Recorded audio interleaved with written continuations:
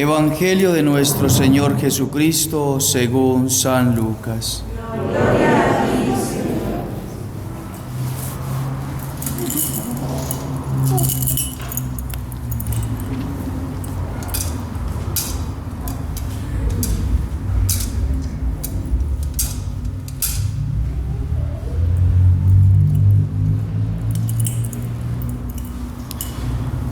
Un sábado Jesús entró a comer en casa de uno de los principales fariseos. Ellos lo observaban atentamente y al notar cómo los invitados buscaban los primeros puestos, les dijo esta parábola. Si te invitan a un banquete de bodas, no te coloques en el primer lugar, porque puede suceder que hayas sido invitada a otra persona más importante que tú, y cuando llegue el que los invitó a los dos, tenga que decirte, déjale el sitio, y así, lleno de vergüenza, tengas que ponerte en el último lugar.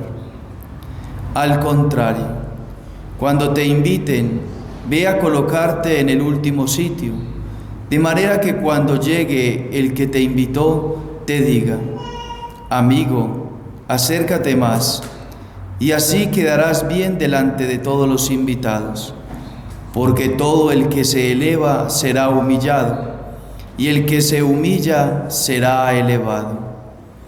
Después dijo al que lo había invitado, cuando des un almuerzo o una cena, no invites a tus amigos, ni a tus hermanos, ni a tus parientes, ni a los vecinos ricos, no sea que ellos te inviten a su vez y así tengas tu recompensa. Al contrario, cuando des un banquete, invita a los pobres, a los lisiados, a los paralíticos, a los ciegos. Feliz de ti, porque ellos no tienen cómo retribuirte, y así tendrás tu recompensa en la resurrección de los justos. Palabra del Señor. Gloria a ti, Señor Jesús.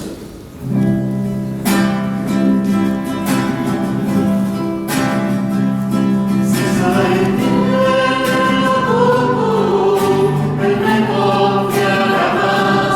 Si soy fiel a poco, mis pasos guiará. Si soy fiel a poco, Él me confiará más. Si soy fiel a poco, mis pasos guiará.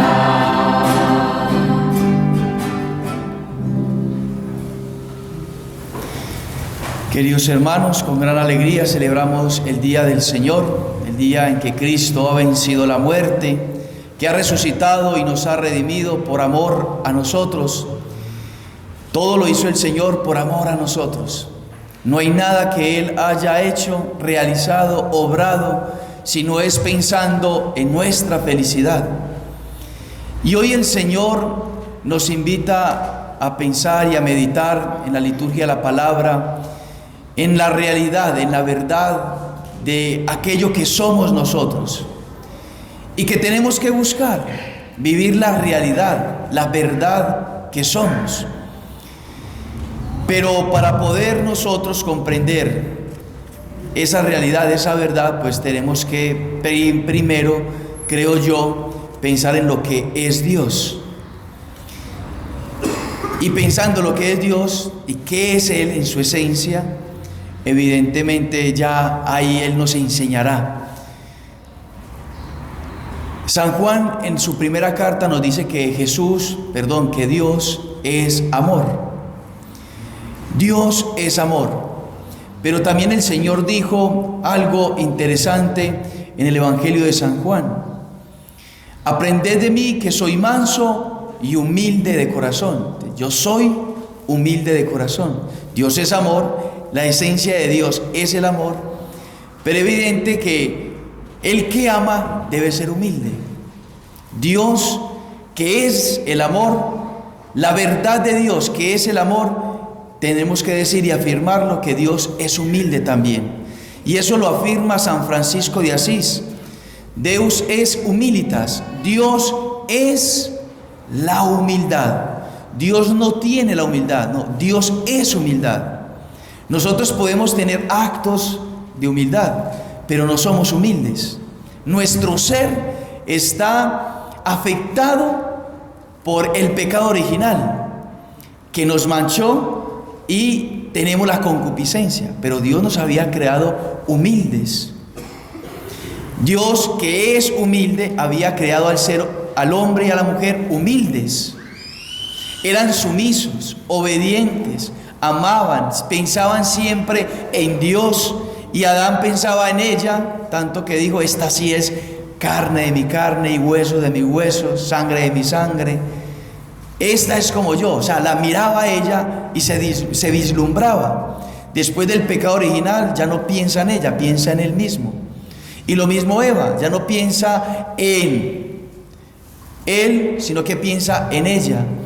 El pecado original como tal desordenó nuestra naturaleza humana, que había sido creada perfecta por Dios. Entonces, Dios, que es humilde, vámonos al principio. Antes de crear el hombre y crear la mujer, Dios creó a los seres angélicos. Y Dios, en su creación, en el momento en que crea, comparte su ser a los seres angélicos. Existen porque les comparte su ser. No hay nada que exista que Dios no le comparta su ser. Una planta, un animal, una roca, los seres inanimados, los seres vivos, todo cuanto existe, existe porque Dios le comparte su ser. Es decir, le participa de lo que Él es a la cosa creada. Cuando Dios crea a la persona angélica, a los seres angélicos, le comparte su ser, le comparte su humildad. Y los ángeles entonces estaban proyectados, pensados por Dios, para que sirvieran a Dios y sirvieran al hombre, y por eso les comparte de su humildad. Pero resulta de que la luz más bella, que se llama Luzbel, o se llamaba Luzbel, que era la luz más bella que podremos afirmar, la luz más humilde, el ser angélico más humilde, era Luzbel, el más humilde.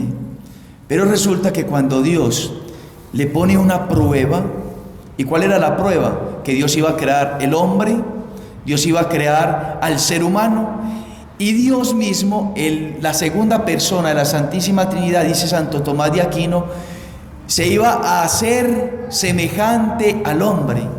Es decir, Dios pensó al hombre para ensalzarlo, para elevarlo por encima de los seres angélicos. Cuánto amor de Dios para con el hombre. Y nos pensó de esa manera. Entonces los ángeles tenían que servirle a Dios y servirnos a nosotros los hombres. Pero resulta de que ese ser, Luzbel, no estuvo de acuerdo. Él se dijo para sí mismo: pero ¿cómo es posible que vaya a hacerse semejante a alguien inferior a nosotros? ¿Por qué no lo hace con nosotros? ¿Por qué no nos tiene en cuenta a nosotros? No sé si le suena algo familiar. A veces uno piensa de esa manera. ¿Por qué no me tiene en cuenta a mí? ¿Por qué no piensa en mí? ¿Por qué no me hace a mí esto? ¿Por qué no me hace a mí aquello? O sea, el pensamiento de Luzbel. Y entonces él dice: no es posible que Dios se haga semejante al hombre y no semejante a nosotros. Por ende, non servia, no serviré. Entonces le dijo al Señor: no voy a servir. Si ese es su plan, no voy a servir. Yo te voy a servir si se hace semejante a nosotros. Es más, mira mi belleza, mira mi esplendor, mira mi luz esplendorosa. Serás hermoso, le decía. Estoy traduciendo aquí, interpretando. Le está diciendo Luzbel a Dios: mira, te vas a hacer hermoso si te haces como yo. Si te haces como yo, como nosotros, los seres angélicos. Y entonces una vez dice Luzbel, no serviré, se rebela contra Dios y sus argumentos es una batalla intelectual, no es de armas, no es de poderes, no es de Super Saiyajin con otro Super Saiyajin, no, es de inteligencia, de argumentos, son seres inteligentes, seres angélicos. Entonces ellos debatieron intelectualmente en su ser de persona, y entonces aparece uno de los arcángeles humildes y dice: Quissus Deus, ¿quién como Dios? ¿Qué significa? San Miguel, nosotros llamamos San Miguel, llamamos Miguel, y Miguel, el nombre de Miguel significa ¿quién como Dios? Y por eso nos referimos a Miguel, aquel que es el que mandó Dios para defendernos contra las acechanzas del demonio. Entonces le llamamos a él porque él, con su humildad, sumisión a Dios, venció a Satanás. Y dice el Apocalipsis capítulo número 12 versículo 7 que Luzbel fue desterrado por San Miguel, y los ángeles fieles a Dios y fueron desterrados del cielo. Después, para no alargar la historia, viene Dios y crea al hombre en la humildad, y le dotó al hombre de unos dones impresionantes, de unos dones hermosos. Sobresalía en la creación, es el centro de la creación, incluso los ángeles le sirven al hombre. Pero ¿cuál es el pensamiento, la semilla que nos dice el libro del Eclesiástico que infundió Luzbel en el corazón de Eva y en el corazón de Adán? No hay remedio para el mal del orgulloso, porque una planta maligna ha echado raíces en él. Satanás puso una semilla, una planta en el corazón de Eva. ¿De qué manera? Si usted come del fruto prohibido, del árbol del bien y del mal, tú serás como Dios. Serán como dioses, ustedes serán como dioses, serán mejores que Dios. Y Eva se lo creyó, come del fruto prohibido, le comparte a Adán, y entra como tal el pecado de soberbia al hombre. Entonces nosotros estamos heridos por el pecado de soberbia. Por eso el Señor hoy en la liturgia de la palabra nos exhorta a que nosotros tenemos que buscar la humildad. No hay otra opción sino ser humildes. Si somos hijos de Dios, entonces vámonos al bautismo. ¿Cuál es la solución que Dios nos concedió? Entonces el Señor nos da el bautismo. ¿Y qué es el bautismo? Sino aplicar los méritos de Cristo en nuestra alma para nuestra justificación, para nuestra purificación, para nuestra redención. Entonces, ¿qué hizo Cristo? Ser humilde. San Francisco de Asís decía: Dios es humilde. Entonces la segunda persona de la Santísima Trinidad, Él, dice el libro del Eclesiástico, cuanto más grande seas, te tienes que creer que eres grande. No dice eso, no dice el Eclesiástico. Cuanto más grande seas, tú lo muestras a los demás. No, eso no lo dice el Eclesiástico. Cuanto más grande seas, tú te impones sobre los demás. No, eso tampoco lo dice el Eclesiástico. Cuanto más grande seas, y podemos quedarnos mencionando muchas actitudes. No, lo que nos dice el Eclesiástico es: cuanto más grande seas, más humilde debes ser. Más humilde debe ser. ¿Quién cumplió así al pie de la letra esto? Nuestro Señor. Él era grande, Él es Dios. Y Él, que no tiene que mostrarle nada a nadie, porque no tiene necesidad de nadie, entonces Él no tiene problema en ser uno como nosotros, y se abaja. Y entonces nos dice el himno de Filipenses en el capítulo número 2: humiliavit se metipsum, es decir, se humilló a sí mismo. Dios, Cristo, siendo Dios, se humilló hasta el extremo, se humilló a sí mismo, se hizo uno como nosotros. Pero profundicémoslo: uno como nosotros es participar de toda nuestra naturaleza humana. ¿Y cuál es toda nuestra naturaleza humana? Desde la concepción. ¿Qué sucede en la concepción? Es un óvulo así pequeñito, yo creo que es difícil medirlo. Y el espermatozoide igual. Pero en la concepción de Jesús no hay un espermatozoide humano, sino que hay la fecundación divina del Espíritu Santo, que infunde una gracia en el óvulo de la Virgen María y infunde allí la segunda persona de la Santísima Trinidad. Dios infinito, que no lo pueden contener ni los cielos, ni 1000 universos pueden contener a Dios.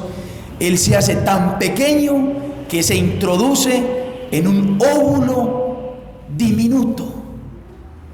¿No les parece eso grande? Dios, creador de cielos y tierra, de universos enteros, se hace pequeñito en un óvulo allí, pequeñito. Y vive durante 9 meses oculto, sin la adoración de los ángeles. Vive ahí en ese vientre durante 9 meses, oculto ante todos. Oculto, en la humildad. Y después nace en un palacio. No nace en un palacio. Nace en el pesebre de Belén, humilde. Y nace de una familia humildísima. Dios ha mirado la humillación de su esclava, ha mirado mi humillación. Y aquí la esclava del Señor. Hágase en mí según tu palabra. La mujer más humilde, la criatura más humilde, después de Cristo, la más humilde. Y después San José, el más humilde. Una familia humilde. Ustedes se imaginan la competencia de humildad de la Sagrada Familia.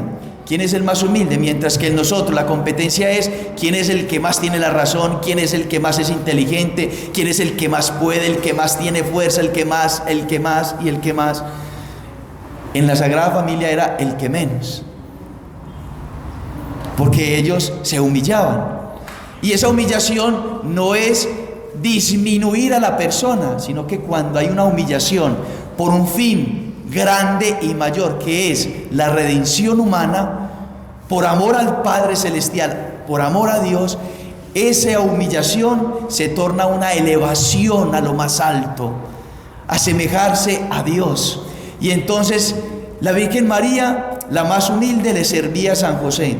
San José le servía a la Virgen María, la trataba con cariño, se trataban con amor, todo se lo comunicaban, se consultaban todo. ¿Cómo lo podemos hacer? ¿Cómo hago esto? ¿Cómo se trataban? Imaginémonos el trato de José, de María, de Jesús, en la humildad.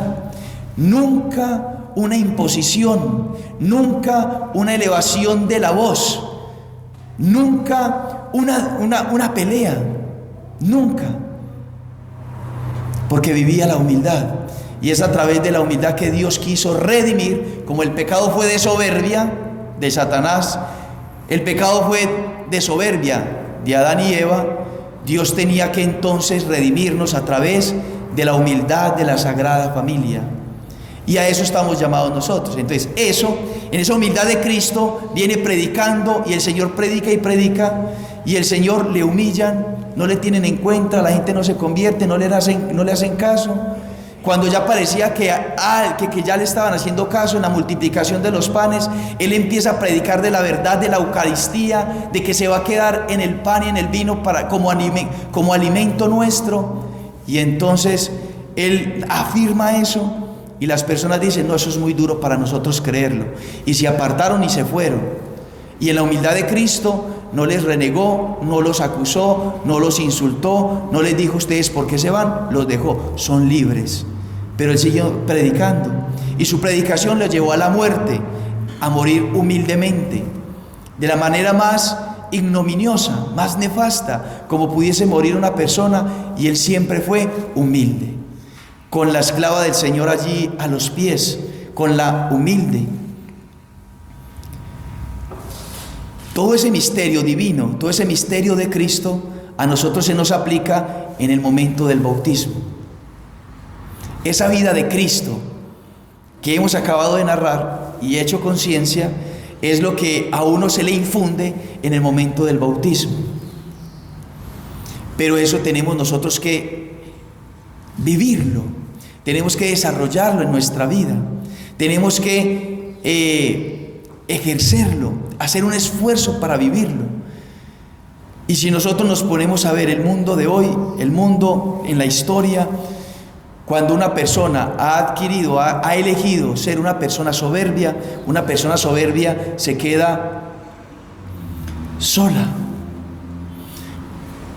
Si yo les pregunto a ustedes si conocen una persona soberbia, que pasa por encima de los demás, que es prepotente, que siempre quiere tener la razón, que siempre está diciendo insultos, que nunca perdona, que nunca ayuda, que nunca sirve, que siempre está ahí a que le hagan en la casa y que todo me lo hagan a mí y que me pongan un abanico para que me refresque, o que me pongan hielito en los pies para el calor, o que me pongan un airecito así para que me caliente porque está haciendo mucho frío. ¿A qué les sirvan? ¿Ustedes quisieran imitar a una persona de esas? Quisiéramos imitar a una persona soberbia. ¿Será que eso llama la atención? Todo lo contrario. Una persona soberbia hace que las otras personas se alejen de su entorno. Nadie quiere estar ahí. Nadie quiere estar ahí, al lado. En cambio, una persona humilde se le quiere imitar.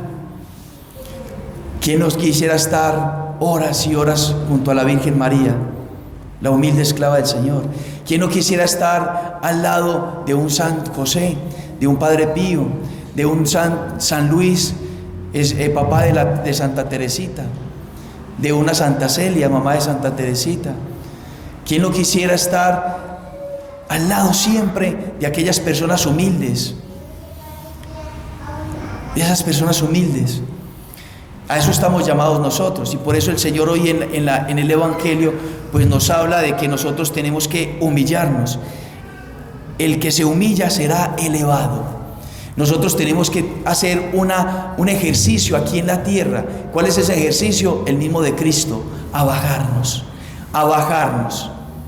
ser humildes, imitar a Cristo en la humildad, imitar a Nuestra Señora en la humildad, en el perdonar siempre, en el ser mansos, en el ser pacientes, en el tratar a los otros con amor y con cariño, en aceptarlos como son, en tener una buena convivencia, en tener misericordia, en perdonar. Tenemos que imitar a Cristo en su humanidad, en su humildad,